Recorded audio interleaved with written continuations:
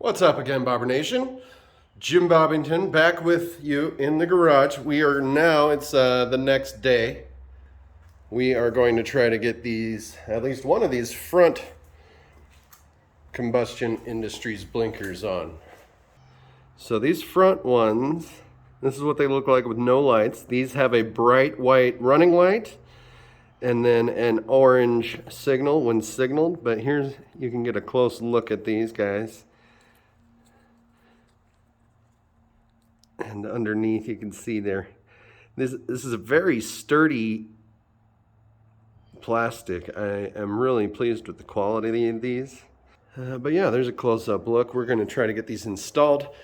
I would venture to say if you did not get the running light option, you can install all of this without taking the nacelle off. You can very easily get to these plugs, I think, on both sides. Which is all you're really dealing with. But I've got mine, as you can see, wired into some other bullshit to get my headlight DRLs flashing with the signals. So I'm gonna have to take mine apart regardless and see what's going on in there. I do kind of want to see if I can hide that wiring a little bit better too, because that blue stands out like a sore thumb.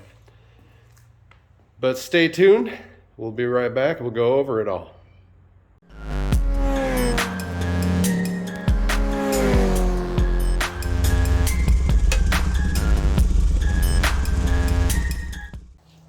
Okay, to get the nacelle off, we've got 3 bolts on each side. They are 6mm, just like everything it seems like on this bike.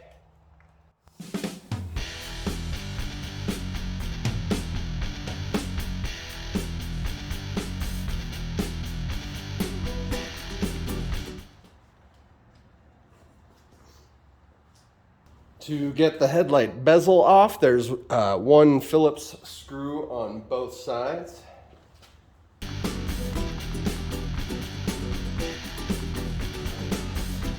Once those 2 screws are removed, this will just pull out, and there is my mess.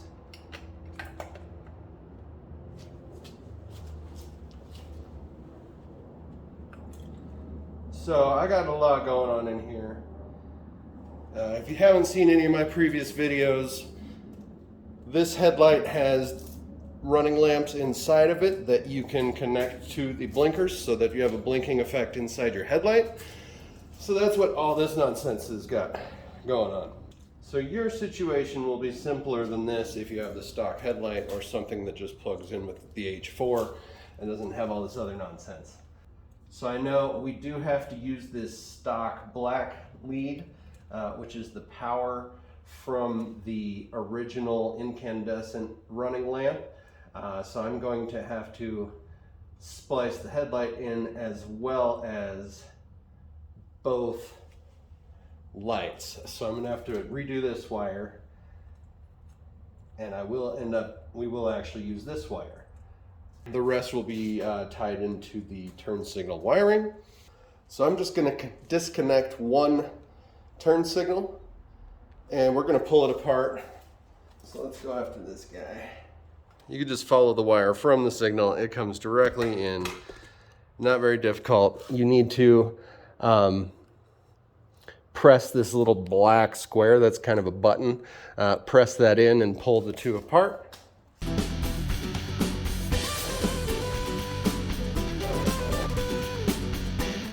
If you want to see that video where I wired up this headlight, check that out up above.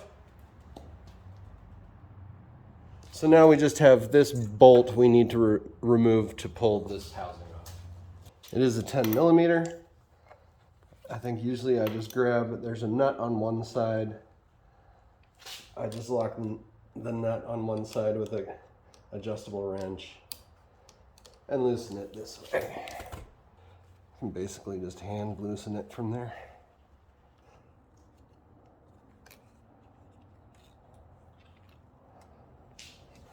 Okay, so we're left with this. Normally you would just have this.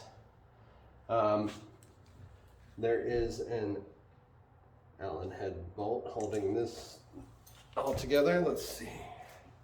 5mm is correct. All right, so this is where the new light is going to sit. This whole thing goes away.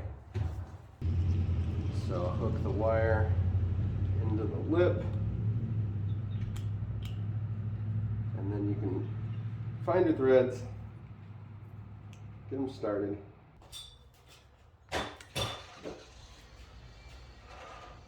So as you compress these down, you have to hold it in the perfect position you want, because compression is the only thing holding it in place.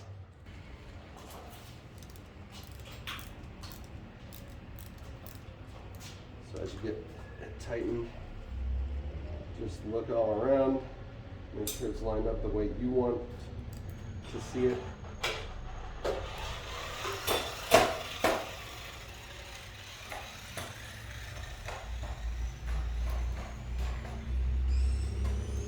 And lock it down tight. So now we've got our assembly that can go back on the bike. But we're going to need to wire in the polarity converter first. Okay, so the polarity converters, like I said earlier in the video, these are only needed if you're doing the running light option on the lights. So if you're just doing the turn signals, you don't have to worry about this part. But these are from Custom Dynamics. They are super cheap. They're like 15 bucks a pair, but you do got to pay like 5 bucks for shipping. So they're essentially 20 bucks a pair. But they show up super fast. They do exactly what you need them to. So in this diagram, we are wiring the red wire from this to the yellow wire from the new signal. They give you these things, which are super awesome, and I've never used them before I ordered these. But they've got solder built in and heat shrink, and you can melt it all, and it just solders everything for you. You melt it with a lighter. They're super cool. So these are super simple. This time, since I can make left and right match, I will be using some heat shrink. I screwed that up when doing the rears in my other video, and just ended up having to use electrical tape because I didn't want one side to not match the other. But front and rear, it's okay to be different. Super easy, just slip it on up so that the wire is where the solder is.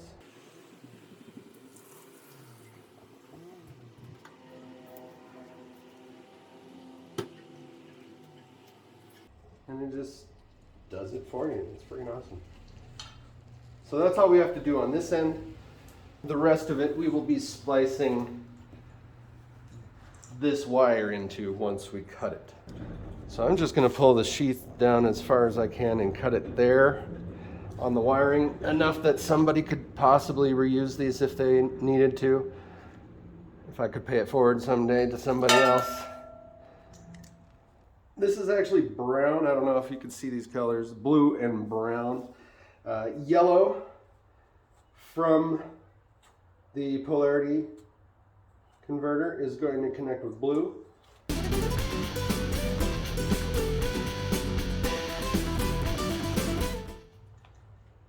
And then brown to black.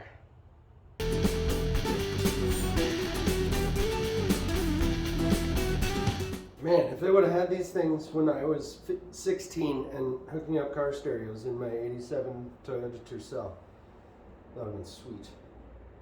Okay, so then you've got this remaining red and black, which go to the constant power and ground for the running lamps, which are in the headlight bucket. Now, these are the two leads for the running lamp. And they're both female. So we will want to be ensuring that we're using a male spade connector for anything we connect to this. But also I'm probably going to have to wire this white one into that set that goes to this power. Yeah. So this will be interesting. Again, this wouldn't be as difficult for you. You just got to figure out, okay, how do I run a wire from this from these two wires to both lights, which will be two wires connected to one spade connector. Okay, so it's easier for me to work backwards. So I know right here, this is my power that I need to use because I'm already using it for the light here.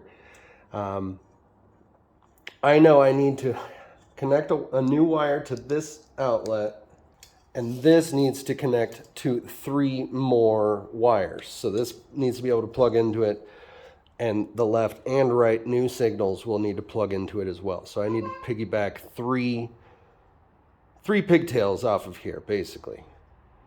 And to do that, I'm going to have to use real soldering, which is boring.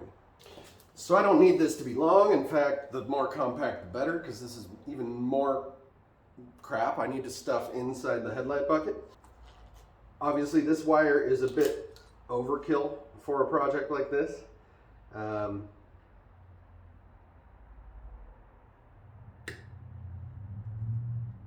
It'd be nice to have some thin wire like this.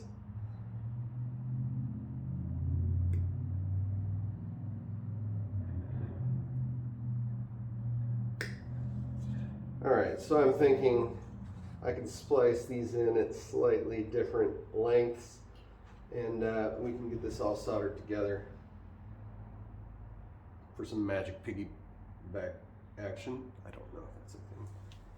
So for my 3 pigtails, one is going to be female because I have the headlight that has a male that needs to plug into it.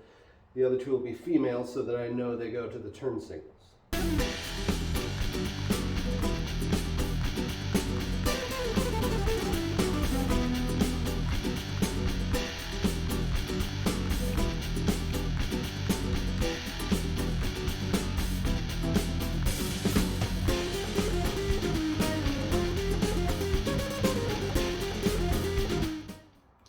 This is going to be a mess, but we're going to hide it with heat shrink, hopefully, once it's all soldered together.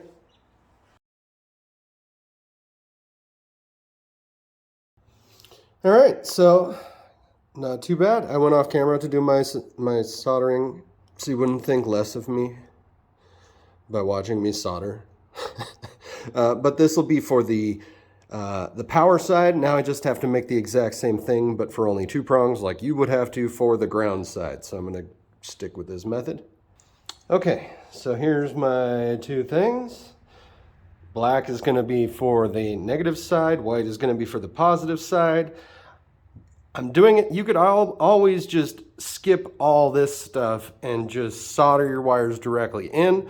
But I wanted a solution in order, just in case I needed to remove the turn signals or anything like that. They're all just plug and play. I don't have to do any cutting or resoldering at any time if I ever need to remove them for any reason. And I could sell them as they are if I felt like getting rid of them or whatever. So once again, both start at a male spade because they are connecting to females inside the bucket. Okay, so like I said, this one's power because this is what runs the running light up here. So I can go ahead and unplug that one, replace it with this guy, and I can go ahead and plug this one in.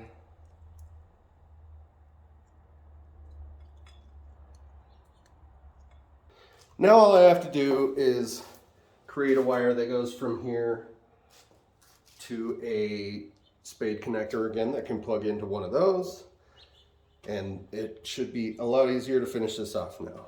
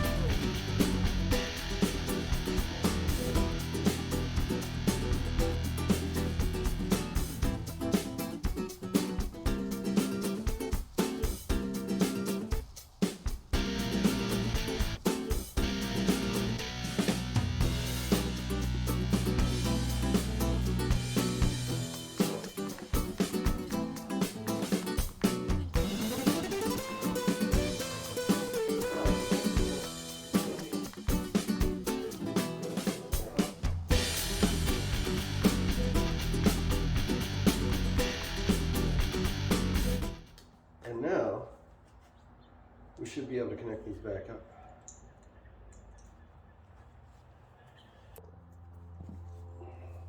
I'm just going to loosely install the bracket.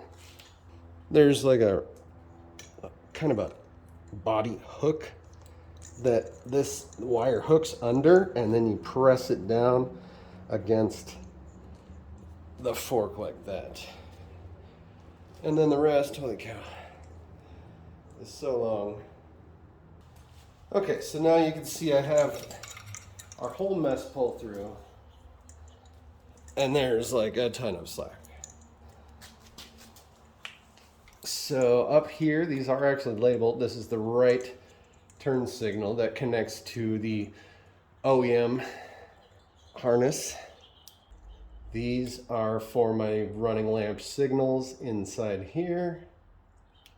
This is why I did this one side at a time, because I knew I would totally screw that up. And these are our two new wires that we want to connect black to one of these and white to one of these. And we should now have one working signal. Dare I turn it on? I think it's safe. Oh yeah, we did something right. That's the daytime running lamp.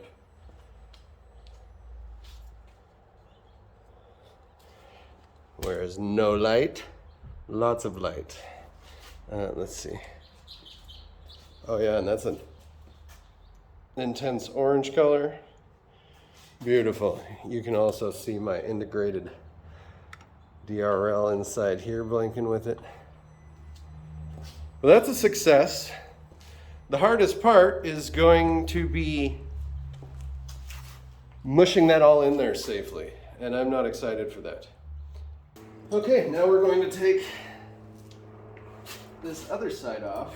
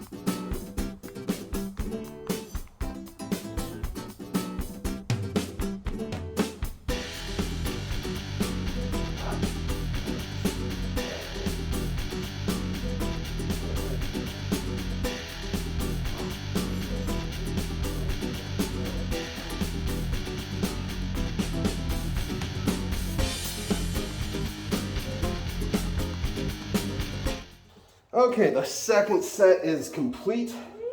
I don't know, for whatever reason, I ended up being a couple short of these.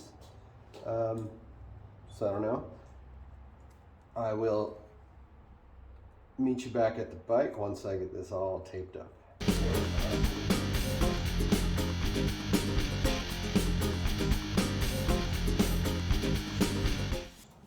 Okay.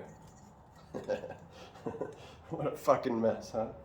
Okay, so we take our black, we plug it in. So these are my other beams.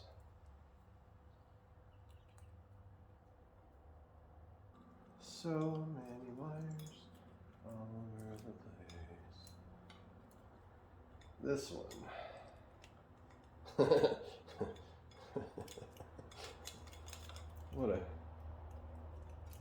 What a mess. Well, bam, well, bam.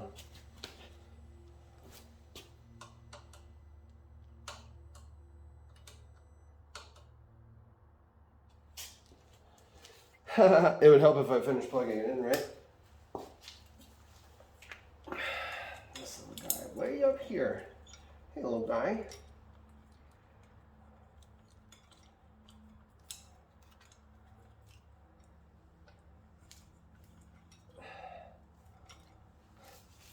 Okay, now to test.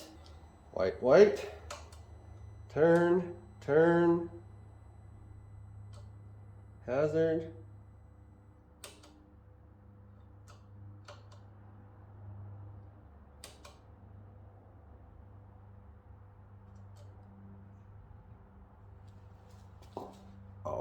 Oh yeah. So now, I just got to get it all put together. I'm not going to put you through that. We'll come back at the end when it's all put back. It is kind of overcast, so it's like a awkwardly weird atmosphere out here.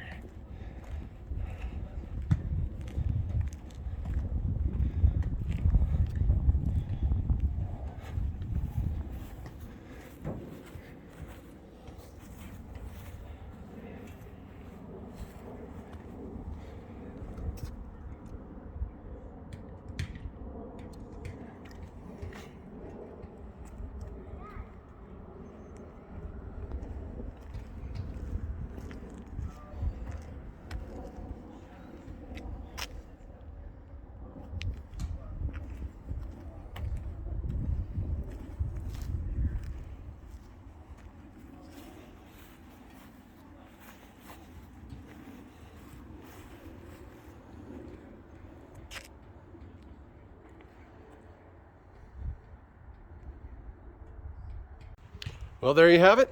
That is the install on the front turn signals. I knew it would be a little bit more involved, especially because of my setup, but that took a lot longer than I hoped. Very happy with the results though. I think that looks awesome. The craftsmanship and the quality of these lights is outstanding.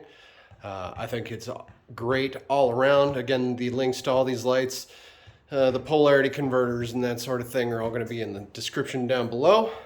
But let me know if you have any questions. This is Jimbobbington reminding you, don't be a skid mark. We'll see you next time.